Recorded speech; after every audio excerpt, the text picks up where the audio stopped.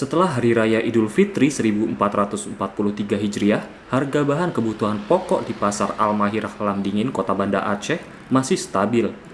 Hal itu disampaikan Rasyidin, salah satu pedagang di Pasar Al-Mahirah, dalam keterangannya kepada Nukilan pada Selasa siang 10 Mei 2022. Ia mengatakan, harga minyak goreng curah sejak megang Idul Fitri hingga selesai Lebaran belum ada penurunan, masih stabil di angka Rp16.000 per kilogramnya.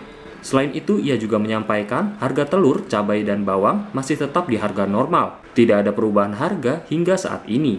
Minyak goreng kalau eceran 16.000. Itu eceran Eceran per kilo ya. Kalau orang bawa JPN 15.000. Kita cuma ada sanko. Sanko 2 liter.